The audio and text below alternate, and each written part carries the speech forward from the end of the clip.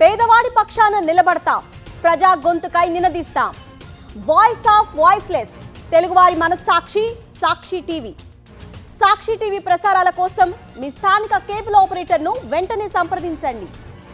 ఫిరాయింపుల అంశంలో స్పీకర్ నుంచి తనకు ఎలాంటి నోటీసులు అందలేదన్నారు భద్రాచలం ఎమ్మెల్యే తెల్లం వెంకట్రావు. ఒకవేళ నోటీసులు వస్తే వాటిని క్షుణ్ణంగా పరిశీలిస్తామని తెలిపారు.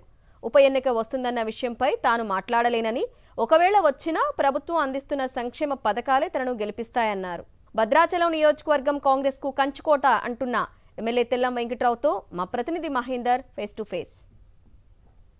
ఎమ్మెల్యేలకు స్పీకర్ నోటీసులు ఇచ్చిన అన్న వార్తలు పెద్ద ఎత్తున ప్రచారం సంబంధించి జరుగుతున్నాయి. ఈ నేపథ్యంలో భద్రాచలం ఎమ్మెల్యే తెల్ల వెంకట్రావు గారు మనకు అందుబాటులో ఉన్నారు. వారిని అడిగి తెలుసుకునే ప్రయత్నం చేద్దాం. ఏదేమైనా ఇంతవరకు నాకు ఎటువంటి నోటీసులు అందలేదు. అందుతే నోటీసులు అసలు దాంట్లో మ్యాటర్ ఏముంది, మెటీరియల్ ఏముంది చూసి చదివి క్షుణ్ణంగా పరిశీలించి నేను కూడా ఒక అడ్వకేట్తో పరిశీలించిన తర్వాత నేను మాట్లాడతాను. నాకు అందలేదు, ఇంకా అందుతే మాట్లాడతాను.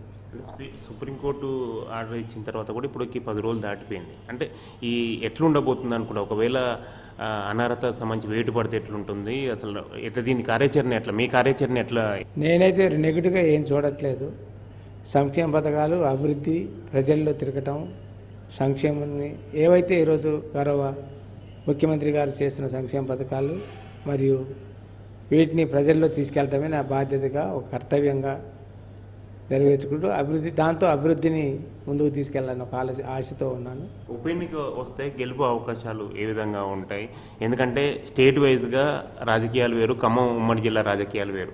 ఇప్పుడు నా గెలిపైనా ఎవరు గెలిపైనా గౌరవ ముఖ్యమంత్రి గారు, రెవెన్యూ మినిస్టర్ గారు, అగ్రికల్చర్ మినిస్టర్ గారు, డిప్యూటీ సీఎం గారు బట్టి విక్రమార్క గారు మరియు క్యాబినెట్ మొత్తం కూడా ఈరోజు ప్రభుత్వం చేస్తున్న సంక్షేమ పథకాలే గెలుపుకి నాంది ఇవ్వగలుగుతాయి. టీఆర్ఎస్ కూడా ధీమా వ్యక్తం చేస్తుంది. ఒకవేళ భద్రాచలం ఉప ఎన్నిక వస్తే ఖచ్చితంగా మేమే గెలుస్తాం అన్నది ఒక ధీమా వ్యక్తం చేస్తున్నారు. అదే వాళ్ళు ప్రచారం కూడా చేస్తున్నారు. దీన్ని ఎట్లా? వాళ్ళ ఆశ వాళ్ళకు ఉంటుంది, మన ఆశ మనకు ఉంటుంది. వాస్తవంగా చెప్పాలంటే ఈ ఉమ్మడి ఖమ్మం జిల్లానే కాంగ్రెస్ కంచుకోట. ఎవరు చేసినా చేయకుండా నేను అభివృద్ధి చేస్తాను, ఒక్కసారి ఛాన్స్ ఇవ్వండి, అభివృద్ధి చేస్తానని వెళ్ళిన మాట వాస్తవం. ఆ నినాదమే నన్ను గెలిపించింది. నిజంగా అంత వేవ్ ఉందని కూడా నాకు తెలియదు కాంగ్రెస్కి. అయినా కానీ చాలా వేవ్ వాళ్ళకి వచ్చింది. వాళ్ళ కాంగ్రెస్ పార్టీకి ఆ రోజు కూడా ఏం తక్కువ రాలేదు. ఆయన కూడా ఉదయం వీరయ్య కూడా గతంలో నా మీద ఎన్నైతే 50,000 ఓట్లతో గెలిచాడో ఆ 50,000 ఓట్లు ఆయనకు వచ్చినాయి. సరే, నా మీద అభిమానులు కొంతమంది ఒక 4,000 5,000 మంది నాకు ఫేవర్గా వేయటం వల్ల నేను 5,000 మెజార్టీ, అంటే 6,000 మెజార్టీ సిల్లర్తో నేను గెలవడం జరిగింది. కాబట్టి నా మీద ప్రజలకు కొంత విశ్వాసం, లోకన్ వాడిని సర్వీస్ ఎంతో కొంత సర్వీస్ ఉంది, ప్రజలకు ఎంతో సర్వీస్ చేస్తున్నాను. గతంలో నేను ఓడిపోయాక చాలామంది బాధపడ్డారు, మీరు ఓడిపోయారని. ఆ విశ్వాసంతో మళ్ళీ నాకు ఆ సానుభూతితో ఓటేసి ఉంటారని నేను విశ్వసిస్తున్నాను. ఇది చూడొచ్చు, భద్రాచలం ఎమ్మెల్యే తెల్ల వెంకట్రావు చెప్తుంది. అంటే స్పీకర్ తనకు ఎటువంటి నోటీసులు ఇవ్వలేదని, ఒకవేళ నోటీసు సంబంధించి ఇస్తే దానికి సంబంధించి పూర్తి డీటెయిల్స్ తెలుసుకున్న తర్వాతనే మాట్లాడతానని చెప్తున్నారు. అదేవిధంగా ఒకవేళ ఉప ఎన్నిక సంబంధించి వస్తే మాత్రం ఖచ్చితంగా సంక్షేమ పథకాలే తనను గెలిపిస్తాయని ఒక ధీమా సంబంధించి వ్యక్తం చేస్తున్న పరిస్థితి కనిపిస్తుంది.